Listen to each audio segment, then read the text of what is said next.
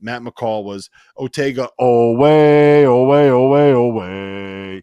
28 points, 23 in the second half. The game-winning bucket on one end, the game-saving block on the other end, and he did it in the building that he called home for the first 2 years of his college career. I think that he had a point to prove, Matt McCall. What say you?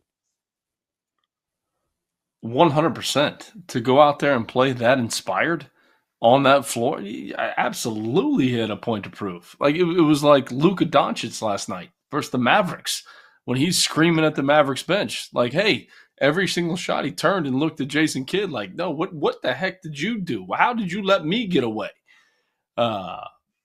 Good win for Kentucky. Kentucky getting healthy at the right time is dangerous. It's dangerous for the rest of the field. It's dangerous for the rest of the SEC. And as long as they continue to get healthy, this team can make a deep run in March. 83 points today. You alluded to it. Oweh was absolutely outstanding.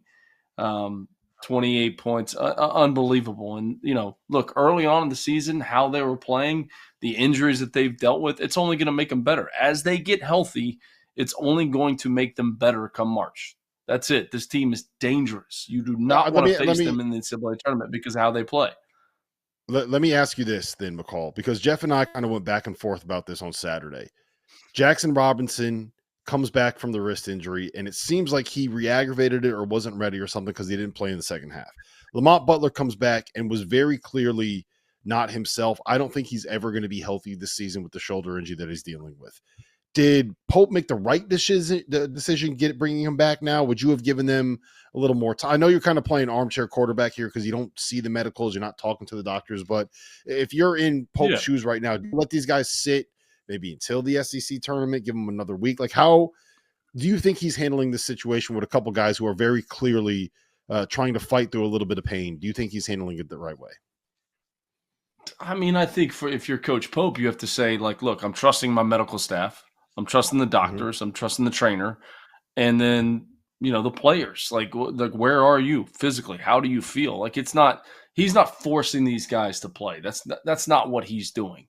If they want to play and they're healthy enough to play and the doctors and the trainers are saying they're good to go and you can put them out there, that's what he's going to do. And I think it's a collective,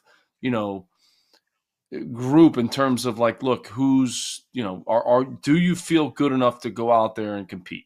And if you do, let's do it. And do you want to? Mark Pope is not this guy that's like this dictator and says, hey, man, you better get back out there. That's not who he is. So if those guys are healthy enough and the trainers and doctors are saying they're healthy enough and the players want to play, then I think you gotta leave it at that. And look, like, to get reps before March, to get reps before the SEC tournament and the NCAA tournament, I think it's a positive thing as long as they're healthy. But I will say this. You had 4 games left.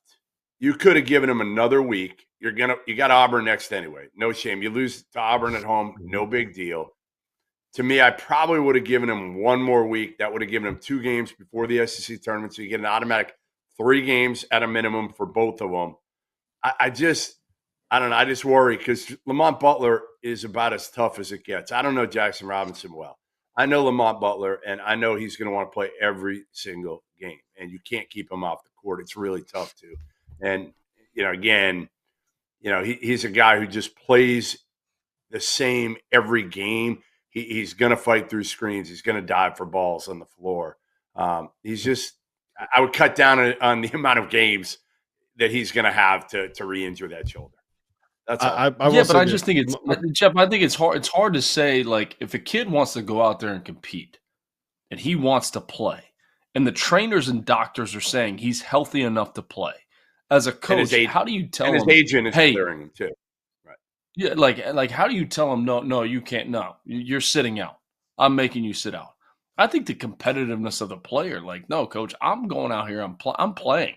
Like, this is what I want to do, and I think it says a lot about the kid. Right? Like, if he's saying that and, like, he's not worried about his image or his draft stock or how does this affect me or blah, blah, blah, blah, like, it's sort of like a Cam Ward situation where he's only going to play in the first half and get the record and then sit in the second half. Like, No, man, these guys are going out there and competing. Like, I have respect for that.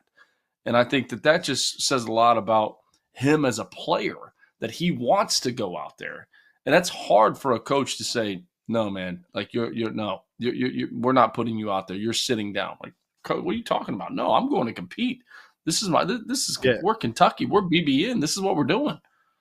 There are guys that you kind of have to protect from themselves at some point, and I 100% believe that Lamont Butler is the kind of guy that sometimes you have to protect from himself, because I think that as long as he has 2 arms and 2 legs, he believes that he can go out there and play. I don't think he understands what an injury actually is, but I think that, you know, if it's something where it's just pain tolerance, once he says I can go, I can go. Goodman, real quick before we get to Oklahoma and some of the bubble stuff going on, I want to ask you this. Otega Oweh scored the last 18 points for Kentucky. The last guy that made a shot that wasn't named Otega Oweh in this game was Amari Williams with, I think, 13 minutes left in the game. We've seen Andrew Carr take over against Duke down the stretch and be the guy that makes winning plays. We've seen Jackson Robinson take over games before. We saw Lamont Butler. He hit like 6'3", scored 30 the other night, right? We've seen Kobe Brea. We watched it happen when we were in Rupp Arena. Kobe Brea took over down the stretch, made 2 huge threes to beat Tennessee.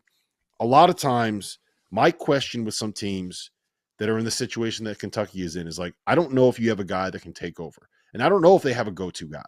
They have like 5 go-to guys. Is it better to be built like that? Would you rather have them have like one superstar that you know is the alpha?